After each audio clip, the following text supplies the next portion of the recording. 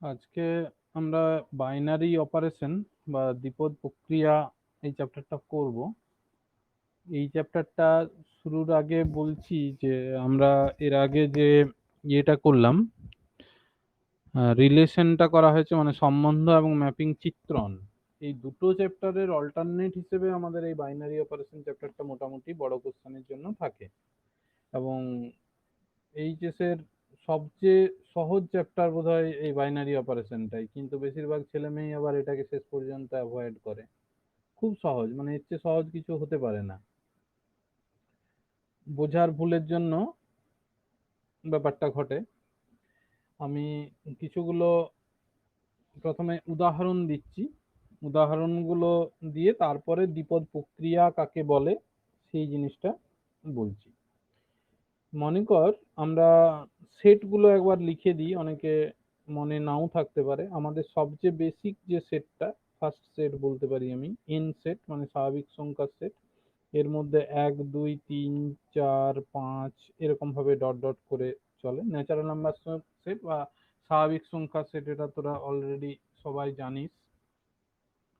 এরপরে আমরা যদি বলি তাহলে জেড সেট, জেড সেটের মধ্যে থাকে 0 +−1 +−2 +−3 এরকম করে যত পদ সেটা। এরপর এই জেড এর থেকে আমরা জেড প্লাস সেট তৈরি করি। জেড প্লাস মানে হচ্ছে এটা non negative integer. Non negative integer মানে 0 1 2 3 করে dot dot up to infinity পর্যন্ত। একই রকম ভাবে জেড মাইনাস সেট 0 -1 -2 -3 এরকম ভাবে। এখানে অনেকে বলে যে মানে জেড প্লাসটা হচ্ছে পজিটিভ ইন্টিজার, কিন্তু অ্যাকচুয়ালি কথাটা ভুল। পজিটিভ ইন্টিজার নয়। কেউ শুনতে পাচ্ছিস না? শোনাচ্ছি। হুম, শোনাচ্ছে স্যার, পরিষ্কার শোনাচ্ছে। তাহলে সুপ্রিয়ারই কানেকশন মনে হচ্ছে ইয়ে আছে, গন্ডগোল আছে। হ্যাঁ, তো জেড প্লাসটা হচ্ছে অ্যাকচুয়ালি নন নেগেটিভ ইন্টিজার। ঠিক আছে, নন নেগেটিভ আর পজিটিভের মধ্যে তফাৎ হচ্ছে এই জিরোটাতে। জিরো যদি থাকে, জিরোটা তো পজিটিভও নয় নেগেটিভও নয়, সেই জন্য এটাকে আমরা নন নেগেটিভ সেট বলি। এবং জেড মাইনাসটা হচ্ছে নন পজিটিভ ইন্টিজার। ঠিক আছে, তাহলে এন হলো, জেড হলো। এরপরে এর এক্সটেনশন সেট হচ্ছে কিউ। কিউ মানে হচ্ছে মূলদ সংখ্যা। মূলদ সংখ্যা কোনগুলো? যেগুলো পি বাই কিউ আকারে প্রকাশ করা যায়, যেখানে পি আর কিউ এগুলো আমাদের অ্যাকচুয়ালি জেড প্লাসের মেম্বার, তার সাথে কিউটা not is equal to zero. ঠিক আছে, জেড প্লাস নয়, জেড এর মেম্বার যা খুশি হতে পারে। কিউটা নট ইকুয়াল টু জিরো, কারণ হরটা যদি জিরো হয় তাহলে ব্যাপারটা ইনভ্যালিড হয়ে যাবে। তাহলে সেই জন্য কিউ। একই রকম ভাবে কিউ প্লাস কিউ মাইনাস এই সেটগুলো ডিফাইন করা যায়, পজিটিভ মানে নন নেগেটিভ নন পজিটিভ এইরকম ভাবে। এবং এর সঙ্গে যদি সমস্ত বাকি ইরেশনাল নাম্বার বা অম্লদ সংখ্যাগুলো নেওয়া হয়, তাহলে সমস্ত নাম্বার আর কি, মানে মাইনাস ইনফিনিটি থেকে প্লাস ইনফিনিটির মধ্যে যারা আসে সবাই হচ্ছে আমাদের রিয়েল নাম্বার। রিয়েল নাম্বারের মধ্যে ভগ্নাংশ সংখ্যা, √2 √3 এইরকমের যত নাম্বার আছে সবাই আছে। এর বাইরে আমাদের রয়ে যায় কমপ্লেক্স নাম্বারের সেট।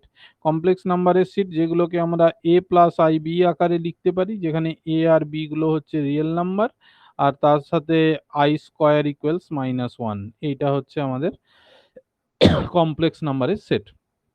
তো বাইনারি অপারেশন মানে হচ্ছে বাইনারি, বা কথাটার অর্থ হলো দ্বিপদ, মানে দুটো পদকে নিয়ে অপারেশন করা হবে। আমাদের বেসিক অপারেশন হচ্ছে দুটো আর কি। ঠিক আছে, বেসিক অপারেশন যদি বলি, একটা হচ্ছে প্লাস অপারেশন, একটা হচ্ছে ডট অপারেশন। ডট মানে হচ্ছে গুণ, এরপর মাইনাস মানে হচ্ছে প্লাসের অপোজিট। এটা কিন্তু আলাদা কোনো অপারেশন নয়, বিয়োগটা। ঠিক আছে, বিয়োগটা হচ্ছে অ্যাডিটিভ ইনভার্স বা যোগের যে মানে বিপরীত পদ আর কি, ইনভার্স পদ, তার যোগ। এবং ভাগ প্রক্রিয়াটাও কিন্তু অ্যাকচুয়ালি গুণেরই অনন্যক। অনন্যক দিয়ে গুণ করা মানেই হচ্ছে ভাগ করা। ঠিক আছে, তাহলে বেসিক অপারেশন হচ্ছে দুটো। এই দুটোকে বিভিন্নভাবে সাজিয়ে আরো অন্যান্য অপারেশন তৈরি করা যায়। এখন হচ্ছে যে এইটাগুলো অপারেশনগুলোকে কখন আমাদের বাইনারি অপারেশন বলা হবে না, ডেফিনেশন হিসেবে বলা হয় যে একটা অপারেশন নট, একে বাইনারি অপারেশন বলা হবে যদি এটা এস ক্রস এস থেকে এস এর উপর একটা ম্যাপিং হয়। ঠিক আছে, এস এর উপর ম্যাপিং, তাহলে এটাকে আমরা নটটাকে বলা হবে একটা বাইনারি অপারেশন।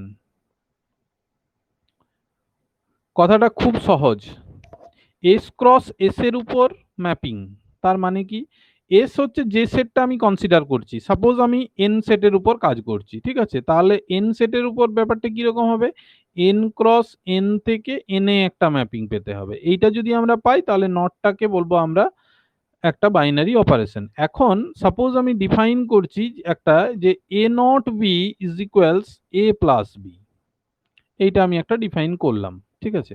তাহলে এখন আমাকে কি করতে হবে, এন সেটের থেকে যে কোনো দুটো পদ নিতে হবে, ঠিক আছে।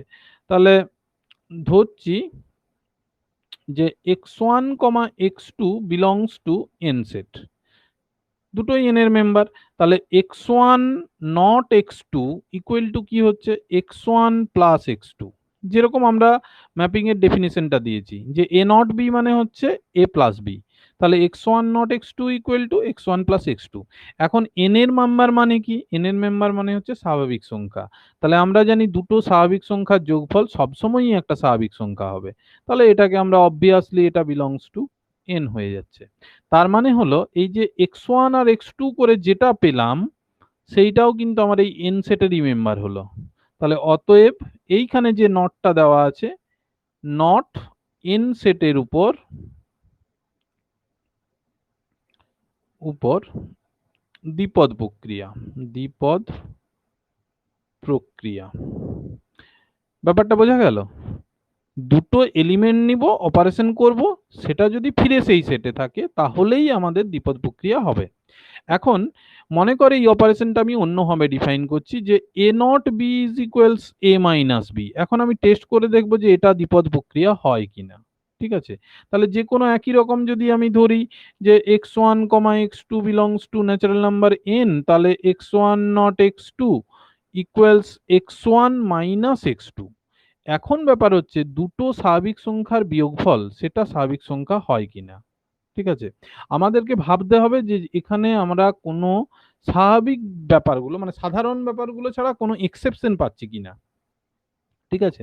যেমন তোরা ইয়ের ক্ষেত্রে দেখবি, কেমিস্ট্রির ক্ষেত্রে বিভিন্ন বিক্রিয়ার বিভিন্ন ধরনের এক্সেপশন থাকে, ঠিক আছে। এখানে আমাদেরকে সেই জিনিসটা খুঁজে বার করতে হবে মনে মনে, যে এক্সেপশন আছে কিনা, যে এক্স ওয়ান মাইনাস এক্স টুটা এন সেটে থাকবে না এরকম কখন হয় না, মনে কর এক আর দুই, তাহলে এক মাইনাস দুই মানে হচ্ছে মাইনাস ওয়ান, মাইনাস ওয়ানটা কিন্তু এন সেটের মেম্বার নয়, কারণ এন সেটের মেম্বারগুলো শুধুমাত্র পজিটিভ সংখ্যাগুলো, ঠিক আছে, এক দুই তিন চার পাঁচ এইগুলো।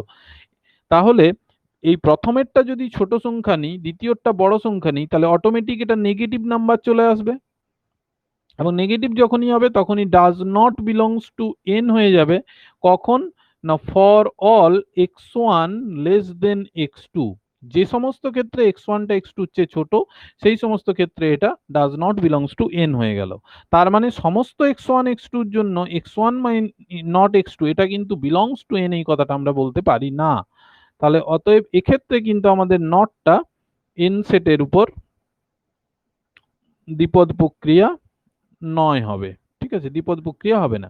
এখন ব্যাপার হচ্ছে এই যে নট একবার আমি লিখলাম এ প্লাস বি, নট একটু একবার লিখলাম এ মাইনাস বি, এই জিনিসটা কি, তাহলে নটটার অ্যাকচুয়াল মিনিং কি কিছু আছে না, নটের অ্যাকচুয়াল কোনো মিনিং নেই। নট মানে হচ্ছে আমরা একটা ফাংশন বোঝাতে জাস্ট ব্যবহার করি। যেমন ধর আমি বিভিন্ন অঙ্কের ক্ষেত্রে এফ এক্স সমান যা খুশি লিখতে পারি, কখনো লিখি যে এফ এক্স সমান কস এক্স, কখনো লিখি F x is equal to x square plus one, যা খুশি, কখনো F x is equal two three, এরকম যা খুশি লিখতে পারি। সেই রকম আমরা নট প্রক্রিয়াটাকে যেমন খুশি ভাবে ডিফাইন করতে পারবো, এবং যখন যেরকম ভাবে ডিফাইন করব তখন সেই এফ নটটা আমাদের দ্বিপদ প্রক্রিয়া হবে কি হবে না সেইটা দেখতে হবে। এখন দু নম্বর যে এক্সাম্পলটা আমরা করলাম সেখানে আমরা দেখালাম যে not a not B is equals A minus b, এইটা এন সেটের উপর বাইনারি অপারেশন হচ্ছে না, ঠিক আছে। এখন যদি আমরা এই এন সেটটার বদলে অন্য কোনো সেট নিই, সাপোজ জেড সেট নিচ্ছি, তাহলে কিন্তু যদি পরীক্ষা করি যে x one not x two equal to x one minus x two, এখন জেড মানে জেড এর মধ্যে কিন্তু পজিটিভ নেগেটিভ সমস্ত পদ আছে, ফলে এটা অটোমেটিকলি কিন্তু জেড এর মেম্বার হয়ে যাবে, ঠিক আছে। তাহলে এটা কিন্তু এখন আমাদের দ্বিপদ প্রক্রিয়া হবে। দ্বিপদ প্রক্রিয়া হয়ে যাবে। তার মানে ব্যাপারটা হলো শুধু স্ট্রাকচারটার উপর ডিপেন্ড করে দ্বিপদ প্রক্রিয়া হয় কি হবে না এটা বলা যাচ্ছে না, স্ট্রাকচারটাও দেখতে হবে এবং তার অ্যাসোসিয়েটেড যে সেটটা আছে সেটাও কিন্তু ইম্পর্টেন্ট। ঠিক আছে, এই সেম প্রক্রিয়াটা এন সেটের উপর দ্বিপদ হলো না কিন্তু জেড সেটের উপর দ্বিপদ হয়ে গেল। আবার যদি জেড প্লাস সেটে দেখি বা জেড মাইনাসে দেখি তাহলে এখানে কিন্তু আবার দ্বিপদ হবে না। ঠিক আছে, কারণ ওই বিয়োগ ফলটা কখনো পজিটিভ হবে কখনো নেগেটিভ হবে, কোনটাই সেটে থাকবে কিছু বলা যাবে না। ব্যাপারটা বোঝা গেল?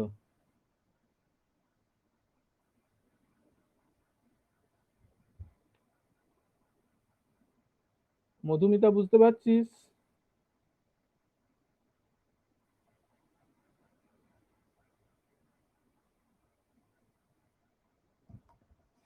আমার কথাগুলো শোনা যাচ্ছে তো?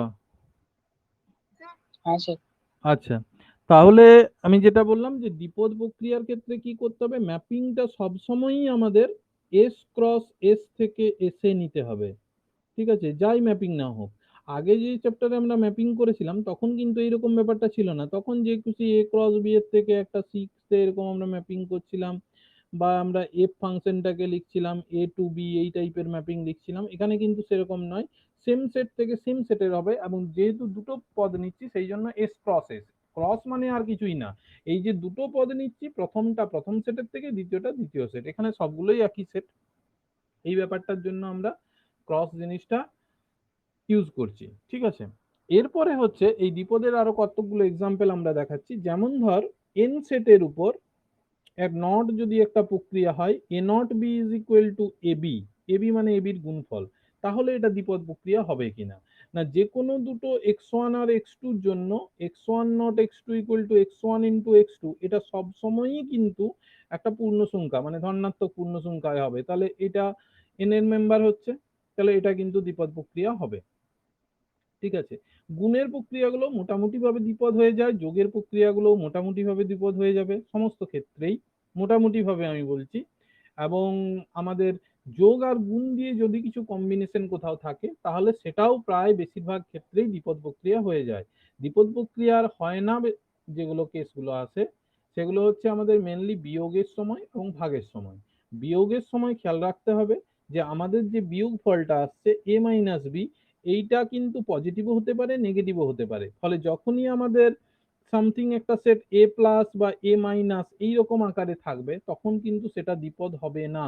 এই জিনিসটা খেয়াল রাখবি যে যদি প্রক্রিয়াটার মধ্যে মাইনাস ইনভলভ থাকে এবং মেন সেটটা যদি এ প্লাস বা এ মাইনাস আকারে রেস্ট্রিক্টেড থাকে তাহলে কিন্তু দ্বিপদ প্রক্রিয়া হবে না। এন সেটটার মধ্যে আমরা প্লাস মাইনাস চিহ্ন দেওয়া নেই, কিন্তু এন সেটের মেম্বার গুলো যদি স্টাডি করা হয় তাহলে 1 2 3 4 এইরকম ভাবে থাকে, মানে এটা কিন্তু অ্যাকচুয়ালি প্লাস সেট, শুধুমাত্র ধনাত্মক সংখ্যার সেট, তাহলে এটা কিন্তু দ্বিপদ প্রক্রিয়া সেই জন্য হয় না। একই রকম যখন ভাগের কেস আসে এ বাই বি টাইপের অপারেশন আসে তখন কি হয় আমি দেখাচ্ছি। তাহলে A not B is equal to A by B এরকমের একটা প্রক্রিয়া এন সেটের উপর কি হবে না, এন সেটের উপর যদি যে কোনো দুটো পদ নিই, মনে কর একটা পদ 2 একটা পদ 3, তাহলে 2 নট 3 ইকুয়াল টু 2 এর 3। ঠিক আছে, তাহলে 2 এর 3টা তো আর পূর্ণ সংখ্যা নয়, তাহলে অটোমেটিক এন সেটের মধ্যে থাকে না, তার মানে এটা দ্বিপদ প্রক্রিয়া হবে না। এটা যদি আমরা জেড সেটের উপর দেখি তাহলে সেই একই ব্যাপার, 2 এর 3 সেটাও কিন্তু does not belongs to Z হয়, প্লাস মাইনাসের দরকার নেই। পূর্ণ সংখ্যার সেটগুলোর উপর ভাগ প্রক্রিয়া কখনোই দ্বিপদ প্রক্রিয়া হবে না, কারণ ভগ্নাংশ সংখ্যা এন এর মেম্বার কিংবা জেড এর মেম্বার হয় না। ঠিক আছে, ব্যতিক্রম কোথাও যদি একটা না হয় তাহলে তার জন্যই কিন্তু গোটাটা হবে না, এই কথাটা আমরা বলবো, এবং যদি হতে হয় তাহলে কিন্তু সবাইকার জন্য আমাদেরকে হতে হবে। ঠিক আছে, এরপর ব্যাপার হচ্ছে আরেকটা কেস আছে যেমন কিউ সেট। কিউ সেট মানে হচ্ছে মূলত সংখ্যার সেট যার মেম্বার গুলো পি বাই কিউ আকারে থাকে। এখানে একটা রেস্ট্রিকশন আমি বলেছিলাম যে কিউটা not is equal to zero হবে। তাহলে যদি ভাগ প্রক্রিয়া হয় A not B is equal to A by B, তাহলে একটা কেস অবভিয়াস চলে আসে যে এরকম তো হতে পারে যে এ নট জিরো একটা পদ আসতেই পারে, তাহলে A not zero equal to A by zero চলে আসবে তখন, তাহলে এটাও তো আমার does not belongs to Q কারণ নিচে জিরো থাকতে পারে না। ঠিক আছে, তাহলে ভাগ প্রক্রিয়ার ক্ষেত্রে মনে রাখবি যে যদি মেন সেটটার মধ্যে জিরো ইনভলভ থাকে তাহলে কিন্তু সেটা দ্বিপদ প্রক্রিয়া হবে না। বোঝা গেল? তাহলে ভাগের ক্ষেত্রে কখন দ্বিপদ হবে, যদি এরকমের কোনো সেট কনসিডার করা হয় যে Q star equal to some Q minus zero, জিরোটাকে বাদ দিয়ে দিলাম, তাহলে জিরো যদি বাদ দিয়ে দেওয়া হয় তাহলে এটা কিন্তু দ্বিপদ প্রক্রিয়া হবে না। ঠিক আছে, আরো একটা দুটো এক্সাম্পল, যেমন এক একটা থাকে A not B is equal to A to the power B, এইগুলো আমাদের দ্বিপদ হবে কিনা। এখন ব্যাপার হচ্ছে যদি সেটটার মধ্যে জিরো ইনভলভ থাকে, তাহলে জিরো নট জিরো সমান কত না zero two the power zero, আমরা জানি জিরো টু দি পাওয়ার জিরোর কোনো মান হয় না। ঠিক আছে, জিরো টু দি পাওয়ার জিরোর কোনো মান হয় না, তাহলে এটাও কিন্তু আমাদের does not belongs to Q সেটের মধ্যে পড়ে যাচ্ছে। তাহলে যখনই ভাগ প্রক্রিয়া থাকবে খেয়াল করবি যে জিরো আছে কিনা, যদি জিরো ইনভলভ থাকে তাহলে দ্বিপদ হবে না। আবার যদি A by B equal to A to the power B এই টাইপের রাশিমালা থাকে, তখনও দেখতে হবে যে দুটোই জিরো যদি হয়ে যায়, তাহলে zero two the power zero এরকম চলে আসছে, তাহলে সেক্ষেত্রেও দ্বিপদ প্রক্রিয়া হবে না। তাহলে ইন জেনারেল মোটামুটি দ্বিপদ কখন কখন হয় না, যোগ প্রক্রিয়ার উপর যাই সেট থাক মোটামুটি সবগুলোই আমাদের দ্বিপদ প্রক্রিয়া হয়ে যায়, এবং যদি গুণ দিয়ে থাকে সেগুলোও মোটামুটি সব দ্বিপদ প্রক্রিয়া হয়ে যায়। ঠিক আছে, তাহলে হয় না কখন, যদি বিয়োগ থাকে, বিয়োগের ক্ষেত্রে সেটটা যদি পজিটিভ সেট বা নেগেটিভ এলিমেন্টের সেট এই টাইপের থাকে তাহলে কিন্তু দ্বিপদ হবে না। ঠিক আছে, এবং ভাগ প্রক্রিয়ার যদি দিয়ে থাকে মানে এই যে এ বাই বি টাইপের, এবং যদি সেটটা আমাদের কন্টেইন করে, কন্টেইন জিরোকে কন্টেইন করে, তাহলেও কিন্তু দ্বিপদ প্রক্রিয়া হবে না। ঠিক আছে, এবং যদি আমাদের এ টু দি পাওয়ার বি টাইপের পদ থাকে, ঠিক আছে, মানে এক্সপোনেনশিয়াল পদ, এবং সেখানে যদি সেটটা জিরোকে কন্টেইন করে জিরোকে, তাহলেও কিন্তু দ্বিপদ প্রক্রিয়া হবে না। এই জিনিসটা একটু জাস্ট খেয়াল রাখতে হবে, তাহলেই দ্বিপদ প্রক্রিয়া ব্যাপারটা বোঝা যাবে। দ্বিপদ প্রক্রিয়া আর কিছুই নয়, একটা অপারেশন বা একটা প্রক্রিয়া, যেমন আমরা যোগ বিয়োগ গুণ ভাগ বলি, 2+3 = 5, দুটো পূর্ণ সংখ্যা, একটা পূর্ণ সংখ্যা হলো, এটাও আমাদের এন সেটের মেম্বার, তাহলে যোগ প্রক্রিয়াটা এন সেটের উপর দ্বিপদ প্রক্রিয়া। বিয়োগ প্রক্রিয়া 2 - 3 ইকুয়াল টু -1, তাহলে এটা তো এন সেটে থাকছে না, কিন্তু এটা যদি জেড সেটে নিই তখন কিন্তু আমাদের দ্বিপদ প্রক্রিয়া হয়ে যাবে, কারণ জেড এর মধ্যে প্লাস মাইনাস সবই ইনক্লুড আছে। ঠিক আছে, তাহলে ডেফিনেশনটা মোটামুটি বোঝা গেল ব্যাপারটা। আচ্ছা, আর তুই বুঝতে পারছিস, তোর কি নাম যেন, সৃজা নাকি?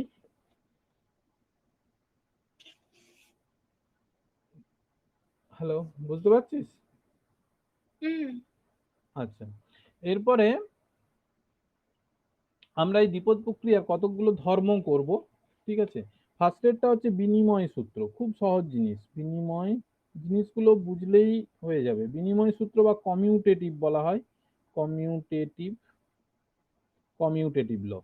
বিনিময় মানেটা হচ্ছে, যেমন ধর 2+3 সমান হয় 5, আবার 3+2 সমানও হয় 5। ঠিক আছে, তাহলে 2 - 3 সমান -1, আবার 3 - 2 সমান হচ্ছে 1। তাহলে প্রথম এই এক্সাম্পলটার ক্ষেত্রে 2 এবং 3কে স্থান পরিবর্তন করলেও মানের কোনো পরিবর্তন হয় না, কিন্তু দ্বিতীয়টার ক্ষেত্রে মানটা বদলে যায়। ঠিক আছে, একই রকম ভাবে 2 × 3 সমান 6, আর 3 × 2 সমানও হচ্ছে 6। আবার 2 ভাজিত 3 সমান 2-এর 3, আর 3 ভাজিত 2 সমান 3-এর 2। ঠিক আছে, তাহলে এটার ক্ষেত্রেও স্থান পরিবর্তনে পরিবর্তন হয় না, কিন্তু এটার ক্ষেত্রে পরিবর্তন হয়ে যায় মান, এটার ক্ষেত্রেও পরিবর্তন হয়। তাহলে আমরা বলতে পারি যে এই যে দ্বিপদ প্রক্রিয়াটা, যোগ যে দ্বিপদ প্রক্রিয়াটা, এটা যদি আমরা সমস্ত জেড সেটে বা কিউ সেটের উপরই ভাবি, সবগুলোই এক্সাম্পল, তাহলে এইটা কিন্তু বিনিময়যোগ্য, এটা কিন্তু বিনিময়যোগ্য, এইটা বিনিময়যোগ্য নয়, এটাও বিনিময়যোগ্য নয়।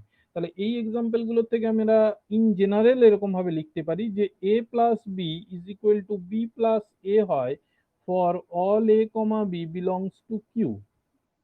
আবার a dot B is equals B dot A হয় for all A B belongs to Q. আবার a minus B not equal to হয় B minus A for all A B belongs to Q, সবার জন্যই হয় না। আবার A by B not equals b by a for all a comma b belongs to q। ঠিক আছে, তাহলে এই প্রথম দুটোর থেকে আমরা কি বলতে পারি যে কিউ সেটের উপর এই যোগ প্রক্রিয়াটি বিনিময়যোগ্য, বিনিময়যোগ্য। আবার কিউ সেটের উপর গুণ যে প্রক্রিয়াটা সেটাও বিনিময়যোগ্য। আবার কিউ সেটের উপর বিয়োগ প্রক্রিয়াটা বিনিময়যোগ্য নয়। ঠিক আছে, বিনিময়যোগ্য নয়। একই রকম ভাবে ভাগ প্রক্রিয়াটাও বিনিময়যোগ্য নয়। বোঝা গেল বিনিময়যোগ্য ব্যাপারটা? তাহলে যে কোনো পদের জন্য কোনো একটা নট যদি একটা দ্বিপদ প্রক্রিয়া হয় এস ক্রস এস থেকে এসে, তাহলে এস এই নটটাকে বিনিময়যোগ্য বলা হবে, বিনিময়যোগ্য বলা হবে যদি a not b is equals b not a for all a b belongs to s হয়। সমস্ত a b belongs to s এর জন্য যদি এটা হয় তাহলেই নটটাকে আমাদের বলা হবে বিনিময়যোগ্য, এবং যদি এটা না হয় তাহলে কিন্তু বিনিময়যোগ্য হবে না। এরকমের প্রচুর এক্সাম্পল দেওয়া যায়। গুণের ক্ষেত্রে যেমন এটা বিনিময়যোগ্য হয়, একটা এক্সেপশন আছে, এটা খুব মনে রাখতে হবে। না, আমাদের সেটটা যদি এম টু আর হয় বা ইন জেনারেল এম এন আর হয়, এম এন আর মানে তোরা জানিস, ঠিক আছে, যে N cross N real matrices, matrices মানে এন ক্রস এন সাব মানে বাস্তব ম্যাট্রিক্স। তাহলে এদের ক্ষেত্রে কিন্তু ম্যাট্রিক্সের গুণ আমরা জানি A B equal to B A হতেও পারে নাও হতে পারে। ম্যাট্রিক্স গুণটা কিন্তু বিনিময়যোগ্য হয় না। ঠিক আছে, তাহলে এমনি সাধারণ সমস্ত গুণ বিনিময়যোগ্য, কিন্তু ম্যাট্রিক্সের উপর যখন করা হয় তখন ম্যাট্রিক্স গুণটা কিন্তু বিনিময়যোগ্য নাও হতে পারে। সেই জন্য এম টু আর বা এম এন আর সেটের উপর যে গুণ প্রক্রিয়াটা সেটা কিন্তু বিনিময়যোগ্য হবে না, কিন্তু যোগ ম্যাট্রিক্সের যোগ বা বিয়োগ এগুলো কিন্তু বিনিময়যোগ্য হয়। ঠিক আছে, বিয়োগটা হবে না, সরি, যোগটা বিনিময়যোগ্য হবে। এই ব্যাপারটা বোঝা গেল বিনিময়যোগ্য ব্যাপারটা? আচ্ছা, আচ্ছা, বিনিময়যোগ্য যদি প্রমাণ করতে হয়, বিনিময়যোগ্য প্রমাণ করতে হলে কি করতে হবে? না, যে কোনো দুটো আরবিটারি এলিমেন্ট নিতে হবে স্বাভাবিকভাবে, এবং তাদের একবার এ নট বি একবার বি নট এ করে দেখতে হবে, দুটো যদি সমান আসে তাহলে বিনিময়যোগ্য হবে, যদি সমান মনে হচ্ছে আসছে না তাহলে বিনিময়যোগ্য হবে না। সেক্ষেত্রে একটা এক্সাম্পল দিয়ে দিতে পারলে সবচেয়ে ভালো হয়। এরপরে হচ্ছে আমাদের অ্যাসোসিয়েটিভ ল, সিয়েটিভ ল বা সংযোগ সূত্র। ঠিক আছে, এই জিনিসটাও খুব সহজ, আমরা জানি। যেমন একটা এক্সাম্পল আমি লিখছি, দেখ, 1+2+3, এখানে যদি আমি একটা বন্ধনী দিই এবং বন্ধনীটাকে যদি পরের ইয়েতে চেঞ্জ করি, এইরকম দুটোর মান বার করলে হচ্ছে 3+3=6 আর 1+5=6। তার মানে তিনটে পদ পর পর A not B not C, এদের ক্ষেত্রে A not B is equal to A not B not C যদি হয়, যে কোনো কাজটা যদি আগে করা হয় এবং মানটা যদি একই থাকে তাহলে এইটাকে বলা হয় আমাদের অ্যাসোসিয়েটিভ। এই প্রক্রিয়াটাই যদি বিয়োগের উপর করি তাহলে দেখ a1 - 2 - 3 সবগুলোই বিয়োগ দিলাম, আর 1 - 2 - 3 চিহ্নটা বোধ ইয়ে করে দিলাম, ব্র্যাকেটটা চেঞ্জ করে দিলাম, তাহলে এটার ক্ষেত্রে মান আসছে -1 - 3 মানে -4। এটার ক্ষেত্রে 1 - -1 মানে 1+1=2, দুটো আলাদা হয়ে গেল। তাহলে এটা কিন্তু এক্ষেত্রে আমাদের A not B not C not equal to হয়ে গেল A not B not C.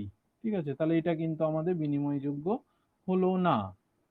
মানে ওই আগেরটাতে আমরা যেরকম বলেছিলাম যে যোগগুলো আমাদের বিনিময়যোগ্য হয়, সরি এটা ইয়ে অ্যাসোসিয়েটিভ আর কি, সংযোগ সূত্র, যোগগুলো যেমন বিনিময়যোগ্য হয়, গুণগুলো হয়, কিন্তু বিয়োগ আর ভাগটা হয় না। এখানেও ঠিক সেই রুলটাই অ্যাপ্লাই হয় যে যোগ আর গুণটা মোটামুটি ভাবে আমাদের সংযোজ্য বা অ্যাসোসিয়েটিভ হয়ে যায়, কিন্তু বিয়োগ আর ভাগটা কিন্তু সংযোজ্য আমাদের হবে না।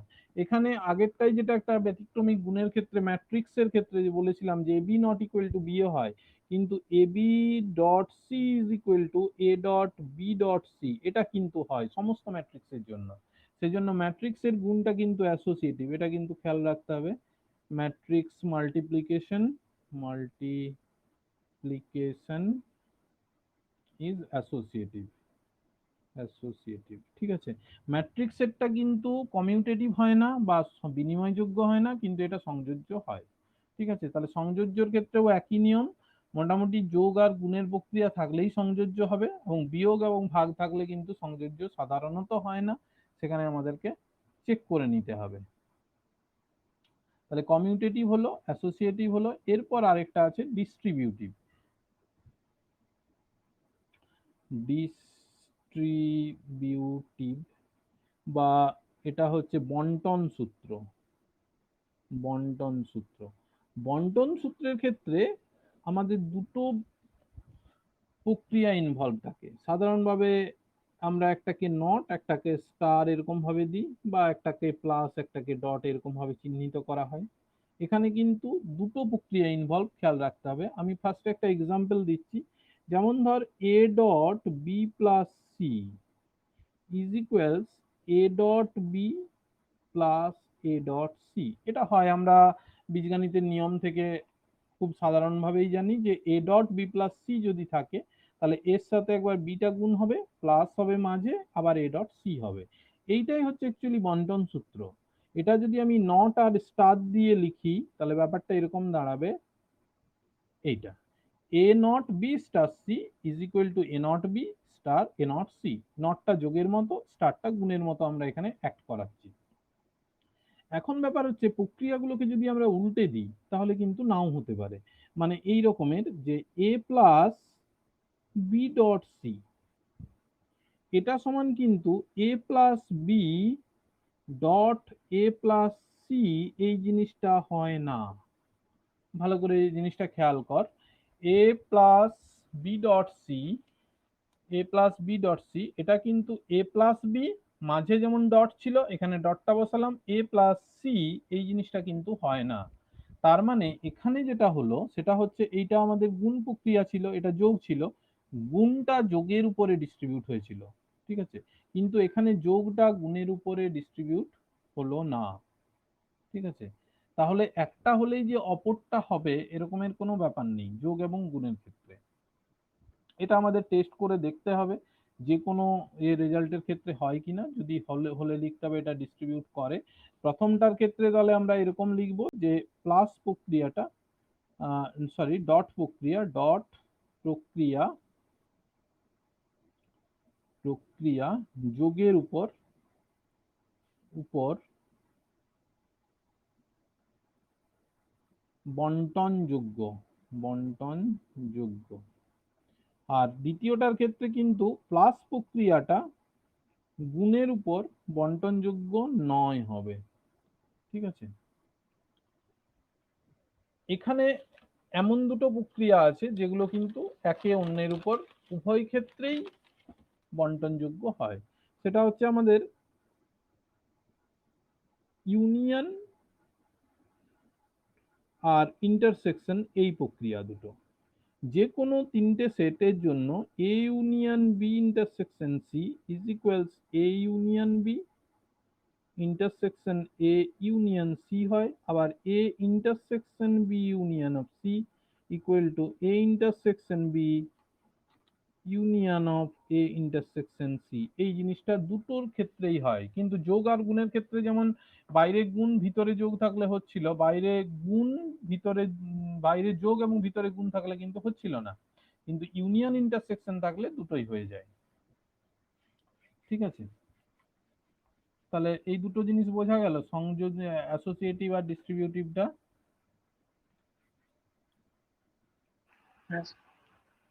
আচ্ছা, এরপরে যে জিনিসটা আছে সেটা হচ্ছে আইডেন্টিটি এলিমেন্ট বা একসম উপাদান, এবং হচ্ছে ইনভার্স এলিমেন্ট।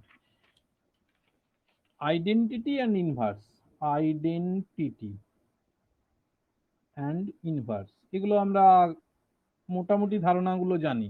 যেমন ধর আমরা কনসিডার করছি জেড সেটের উপর A not B is equals A plus B, এই প্রক্রিয়াটা।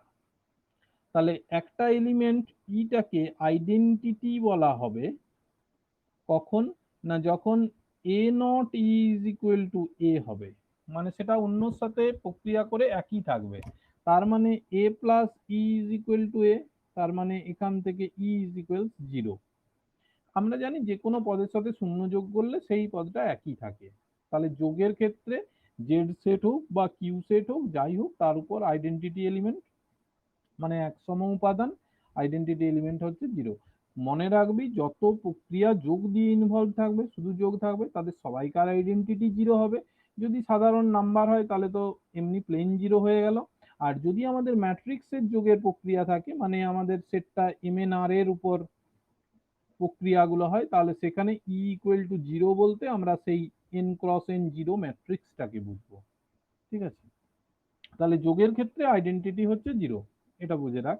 এরপর যদি গুণের প্রক্রিয়া ভাবা হয় যে কিউ সেটের উপর identity a not B is equal to A b, এই প্রক্রিয়াটা যদি হয় এবং এখানে যদি আমি ইটাকে আইডেন্টিটি ধরি, তাহলে A not E is equal to E, sorry A not A is equal to A, তাহলে E is equal to A not E মানে কি A is equal to A বা ই ইজ ইকুয়াল টু 1। তাহলে গুণের ক্ষেত্রে identity মানে হচ্ছে 1। ঠিক আছে, এবং যদি এটা ম্যাট্রিক্সের গুণ থাকে তখন 1 মানে হবে আমাদের আইডেন্টিটি ম্যাট্রিক্সটা, n×n আইডেন্টিটি ম্যাট্রিক্স, সেটা হয়ে যাবে আইডেন্টিটি। তাহলে যোগের ক্ষেত্রে আইডেন্টিটি 0, গুণের ক্ষেত্রে আইডেন্টিটি হচ্ছে 1। এরপর হচ্ছে ইনভার্স এলিমেন্ট। ইনভার্স এলিমেন্ট জিনিসটা কি না, ইনভার্স এলিমেন্ট মানে আমরা অ্যাকচুয়ালি জানি গুণের ক্ষেত্রে ইনভার্সটা আমরা খুব পরিচিত যে এ ইনভার্স ইকুয়ালস 1/a। ঠিক আছে, এ ইনভার্স ইকুয়াল টু 1/a কেন হয় না, আমরা ধরে নিচ্ছি যে B is equal to A inverse. তাহলে বি ইকুয়াল টু যদি এ ইনভার্স হয় তাহলে A not B is equal to কি না, ইনভার্সের ডেফিনেশনই হচ্ছে কোনো একটা পদের সাথে যদি ইনভার্সকে কম্পোজিশন করা হয় তাহলে আইডেন্টিটিটা পাওয়া যায়। এখন গুণের ক্ষেত্রে আইডেন্টিটি মানে হচ্ছে 1, তার মানে বি ইজ ইকুয়াল টু হয়ে গেল 1/a। আর বি ইকুয়াল টু আমরা এ ইনভার্স ধরেছিলাম, তাহলে এখান থেকে এ ইনভার্স ইকুয়াল টু 1/a। এবারে এটাই যদি আমরা যোগের ক্ষেত্রে ধরি, ঠিক আছে, তাহলে যোগের ক্ষেত্রে b equal to A inverse, এটা আমরা অ্যাডিটিভ প্রপার্টিতে দেখাচ্ছি, অ্যাডিটিভ অপারেশন যোগ প্রক্রিয়ার ক্ষেত্রে। তাহলে তখন কিন্তু আমাদের A not B is equal to হয়ে যাবে 0, এবং তখন A not B equal to মানে হচ্ছে এ plus B is equal to 0, মানে বি ইকুয়ালস মাইনাস এ। তাহলে এক্ষেত্রে আমাদের A inverse equal to minus A. যোগের ক্ষেত্রে ইনভার্স মানে হচ্ছে মাইনাস, ঠিক আছে, এবং গুণের ক্ষেত্রে ইনভার্স মানে 1/। ঠিক আছে, এবার যে পদ থাকবে সেরকম হবে। যদি আমাদেরকে যোগ প্রক্রিয়া বলা হয় এবং 5-এর ইনভার্স বার করতে বলে তার মানে হবে -5। যদি গুণ প্রক্রিয়া বলে 5-এর ইনভার্স বার করতে হয় তাহলে হবে 1/5। ঠিক আছে, ইনভার্স মানে কিন্তু নির্দিষ্ট যে 1-এর 5 যেটা আমরা এতদিন ধরে বলে এসেছিলাম যে 5 ইনভার্স মানে পাওয়ারে 1/5, সেই ধারণার থেকে আমরা এখন কিন্তু আর একটু বেরিয়ে আসছি। ঠিক আছে, ইনভার্স মানে হচ্ছে বিপরীত পদ। এখন প্রক্রিয়াটা যদি যোগের হয় তখন কিন্তু ইনভার্স মানে হয়ে যাবে -5। ঠিক আছে, এবং যদি গুণের প্রক্রিয়া থাকে তাহলে 1/5 হবে। এই ধারণাগুলো আমাদের আগে ছিল না, এখন নতুন নতুন ভাবে এগুলো মডার্ন অ্যালজাবরাতে তোরা পাচ্ছিস। আর একটা এখানে জিনিস আছে, সেটা হচ্ছে কম্পোজিশন টেবিল এবং মডিউলো অপারেশন। এই মডিউলো অপারেশনটা আজকে বলবো, অঙ্কগুলো কালকে তখন করাবো। এটা খুব একটা গুরুত্বপূর্ণ জিনিস, একটু ভালো করে মন দিলেই শিখে যাবি, একেবারে সহজ জিনিস। মডিউলো অপারেশন, মডিউলো অপারেশন মানে অ্যাকচুয়ালি ভাগশেষ। ঠিক আছে, যেমন ধর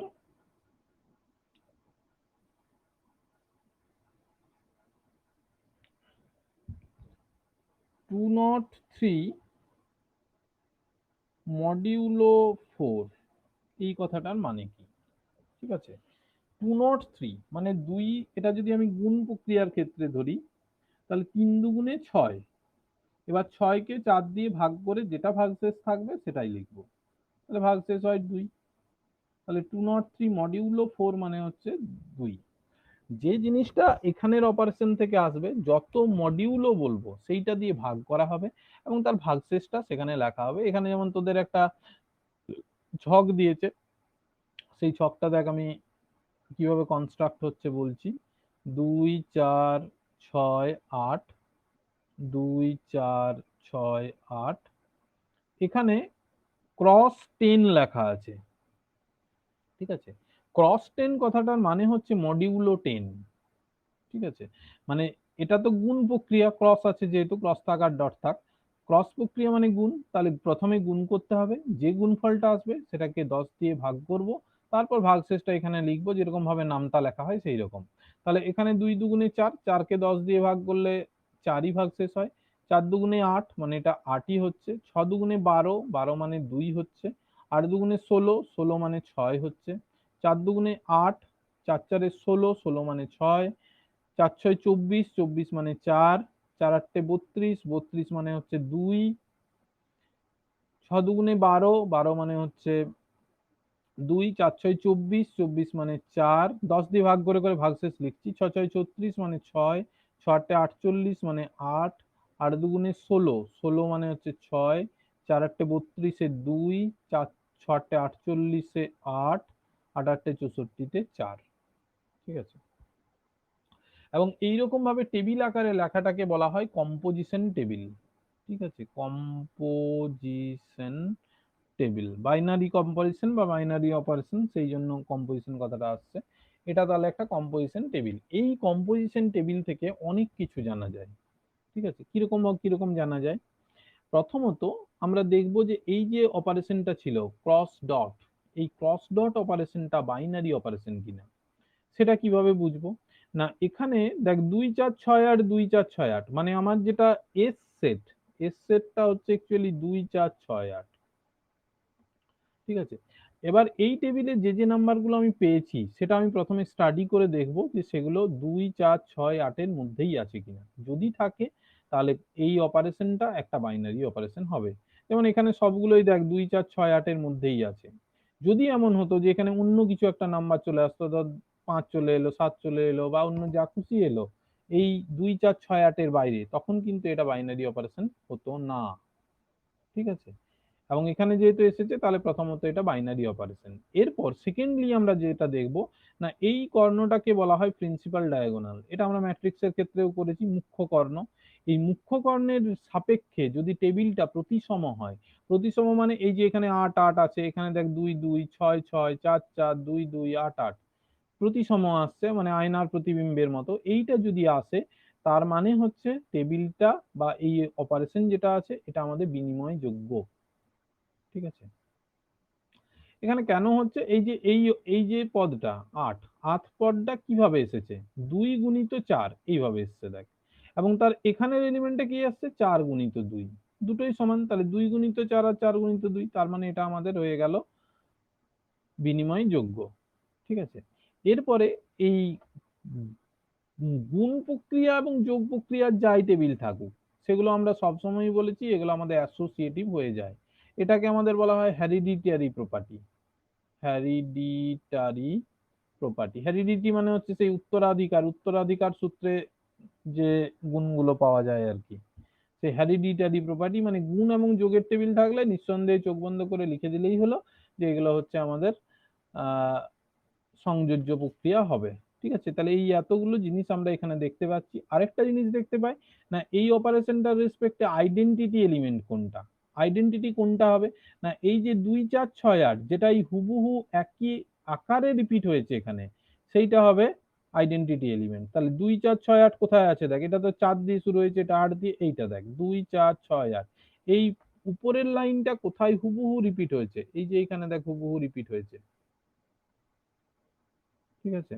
তাহলে তার রেসপেক্টে যে পদটা আছে এই যে 6, এই 6 হচ্ছে এখানের হচ্ছে ইউনিটি এলিমেন্ট বা একক পদ বা একসম উপাদান। এই টেবিলটার একসম উপাদান হচ্ছে 6, যেখানে এটা হুবহু রিপিট হবে সেটাই হচ্ছে একসম পদ। এরপরে হচ্ছে বাকি পদগুলোর ইনভার্স বার করা যাবে। তাহলে 2 এর ইনভার্স কি হবে? না 2 এর কোনখানে যে 6 আছে এখানে, তাহলে তার রেসপেক্টে উপরের পদ কি 8, তাহলে 2 ইনভার্স ইকুয়াল টু 8। তাহলে 4 এর ক্ষেত্রে ইনভার্স কি হবে? না 4 এর, এইটা যেহেতু এক সমপদ তাহলে 4 এর ক্ষেত্রে 6 কোথায় আছে? 4 এ আছে, তাহলে 4 হচ্ছে তার নিজের ইনভার্স, 4 ইনভার্স ইকুয়াল টু 4। 6, 6 এর ক্ষেত্রে তো 6 নিজেই, 6 ইনভার্স ইকুয়াল টু 6। আর 8 এর ক্ষেত্রে 6 কোথায় আছে? 2 এ আছে, তাহলে 8 ইনভার্স ইকুয়াল টু 2। এই এতগুলো জিনিস এখান থেকে জানা যায় যে এটা দ্বিপদ প্রক্রিয়া হবে কিনা, বিনিময়যোগ্য হবে কিনা, আর সংযোজ্যটা তো এমনিতেই হয়ে যাচ্ছে, প্লাস একসম উপাদান কি এবং প্রত্যেকটা পদের ইনভার্স কি। ঠিক আছে, এগুলো কম্পোজিশন টেবিল থেকে করা যায়। আরো এরকমের অনেক কম্পোজিশন টেবিল করা যেতে পারে। যেমন ধর এটারই আমরা এখানে যেমন আরেকটা টেবিল করেছে 1 3 5 7, 1 3 5 7, এখানে প্রক্রিয়াটা করেছে গুণের রেসপেক্টে 8 এর টেবিল করেছে। ঠিক আছে, তাহলে 1 1 কে 1, 3 1 কে 3, 5 1 কে 5, 7 1 কে 7, 3 1 কে 3, 3 3 কে 9, 9 কে 8 দিয়ে ভাগ করলে 1 ভাগশেষ, 3 5 এ 15 মানে 7 ভাগশেষ, 3 7 এ 21, 21 মানে হচ্ছে 8 দুগুণে 16, 5 ভাগশেষ, 5 1 কে 5, 3 5 এ 15, 15 মানে হচ্ছে 7, 5 5 এ 25, 25 মানে হচ্ছে 3 8 এ 24, 1, 5 7 এ 35 মানে 3, 7 1 কে 7, 3 7 এ 21, 21 মানে হচ্ছে 5, 5 7 এ 35 মানে 3, 7 7 এ 49, 8 এ 48, 1। এইটা হচ্ছে টেবিলটা। ঠিক আছে, শুধু গুণ করছি এবং 8 দিয়ে ভাগ করে ভাগশেষ গুলো লিখলাম। এখন এখানে দেখ 1 3 5 7 আছে, এখানেও গোটাটার মধ্যে 1 3 5 7ই আছে, এর বাইরে অন্য কোনো পদ নেই। ঠিক আছে, তাহলে আমরা এরকম ভাবে 1 নাম্বার দিয়ে লিখবো যে কম্পোজিশন টেবিলের প্রতিটি পদ 1 3 5 7 এটা হচ্ছে এস এর পদ, অতএব নট স্টার 8 প্রক্রিয়াটি দ্বিপদ প্রক্রিয়া।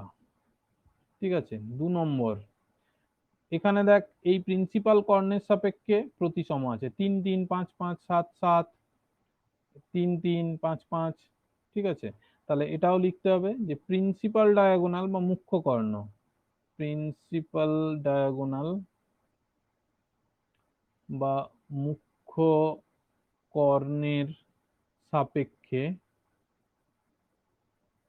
টেবিলটি প্রতিসম, অতএব নট স্টার প্রক্রিয়াটি বিনিময়যোগ্য। আচ্ছা, 3 নম্বরে গুণটা তো হেরিডিটারি প্রপার্টি, ওটা না লিখলেও কোনো অসুবিধা নেই। আচ্ছা, 1 3 5 7 এইটা হুবহু দেখ ফার্স্ট লাইনটাতেই রিপিট হয়ে যাচ্ছে 1 3 5 7, এবং তার রেসপেক্টে এখানে কলাম বরাবর আছে 1, তাহলে 1টা হচ্ছে একসম উপাদান, 1 হলো একসম পদ।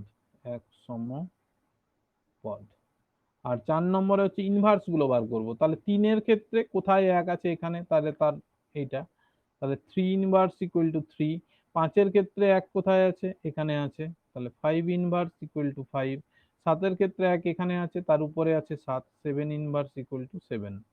ঠিক আছে, তাহলে প্রত্যেকটা পদের আমাদের ইনভার্স বেরিয়ে গেল, আর ইউনিটি নিজের ইনভার্সে সবসময় নিজেই হয়।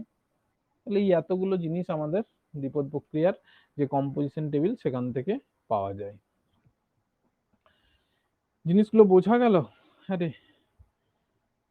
স্যার এই কম্পোজিশন টেবিলটা তো এখানে আমরা মানে ডট করে করলাম, গুণ করে করে, হ্যাঁ সেটা যোগের হবে? হ্যাঁ, যোগের ক্ষেত্রেও আছে, তোদের একটা দেখ 52 পাতার এক্সাম্পলে করা আছে,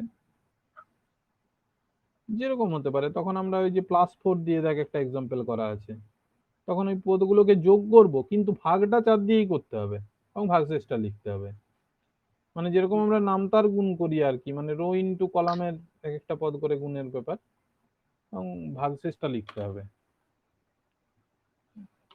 ঠিক আছে, এইগুলো তোরা তাহলে এই জাস্ট এতদূর পর্যন্ত, এই সংক্ষিপ্তকরণ পর্যন্ত একটু দেখে রাখবি। আর আমি খাতাটারও ছবিটা তাহলে ইয়ে করে দিচ্ছি। হ্যাঁ বল। স্যার বলছিলাম যে আগের চ্যাপ্টার গুলো স্যার আমাকে একটু করিয়ে দিতে। আচ্ছা, তোর সাথে আমি তাহলে পরে কথা বলবো একবার কালকে তখন। আচ্ছা ঠিক আছে। ঠিক আছে, তাহলে কালকে হবে। কালকে দুপুরে তোদের ফাঁকা আছে? হ্যাঁ স্যার। ঠিক আছে, তাহলে যদি হয় আমি তাহলে দুপুরে জানাবো, এই 2:30টার দিকে তাহলে হবে কালকে। কালকে মনে হয় ফাঁকাই আছি আমিও। ঠিক আছে, আর যদি না হয় তাহলে রাত্রে হবে তখন। হ্যাঁ হুম। ঠিক আছে।